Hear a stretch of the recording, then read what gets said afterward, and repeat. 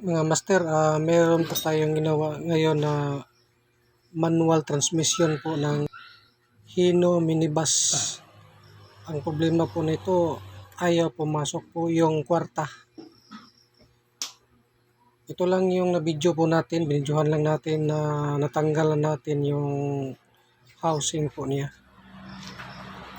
Itong transmission nito, napaka-basic lang kasi mechanical po. Ito lahat.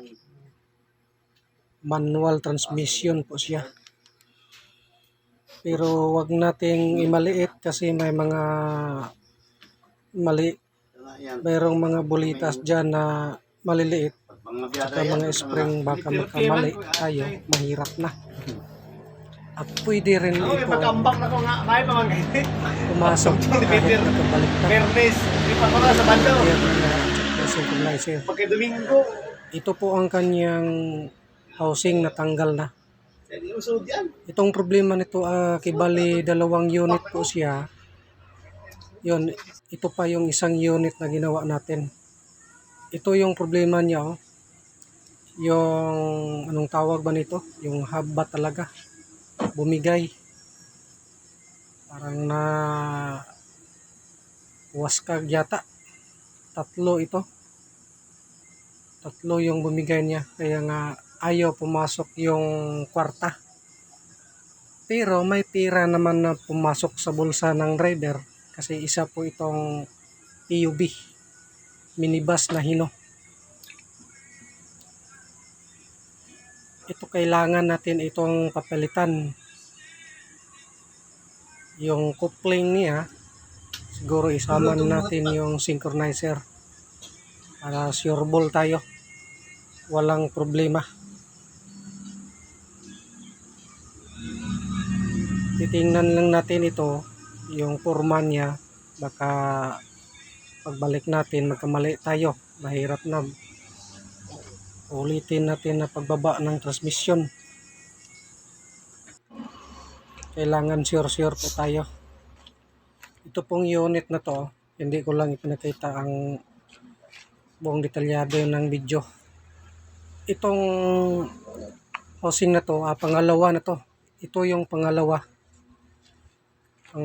Bali pangalawang transmission ito kasi 2 unit. Same po yung problema niya, ayaw pumasok yung kwarta pero may tira naman na pumasok sa driver. Ito yung main drive shaft at saka yung isa ito yung counter shaft. Ito naman yung mga pisa-pisa niya, waskag na.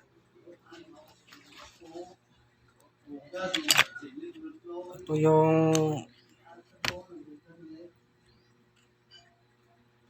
bali ito, pangalawa na to. Oh, same yung problema, parang tipak-tipak yung kilid.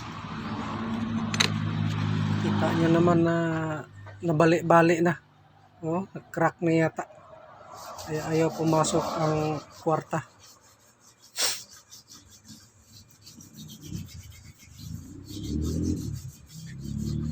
Tingnan natin maigi ito. Baka magkamali tayo.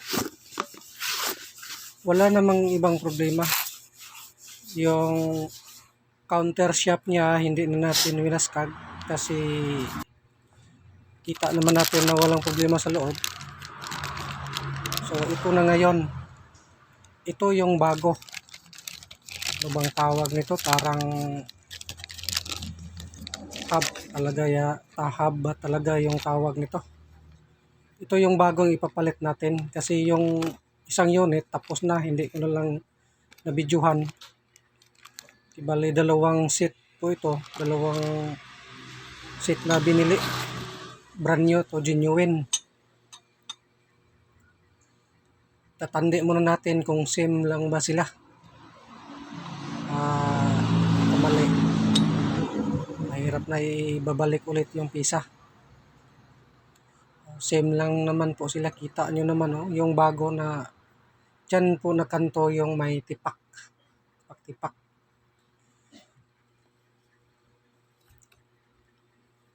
Tsaka dyan, naglalak yung keyword lock. Yung parang naglalak ng parang lock ring yata yung tawag.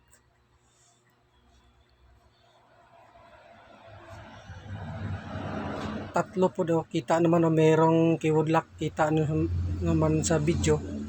Tsaka yung dalawang parang malaking bilog na lock ring. O, tatlong kanto ito. Same yung problema sa isang unit. Pero yung isang unit tapos na. Okay naman siya. Tumakbo na. Hindi lang natin na-videohan kasi nagmamadali tayo. Kaya maliit lang yung oras natin dito. Ito po yung isang brand new, yung coupling sleeve niya. Itatandi lang natin kung same lang ba sila. Ito, parang same lang naman. Napakasinaw-sinaw pa yung brand new. Tapos ito ngayon, tuwa na ng assemble o balik mga master. Ito yung bagong synchronizer, dalawa pa rin, kwarta at saka kinta.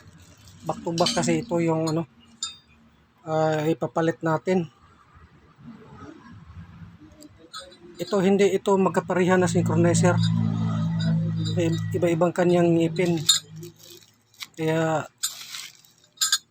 wag na lang natin ibaylo-baylo yung kanyang synchronizer, baka mag-trouble, baka magka-problema sa shifting.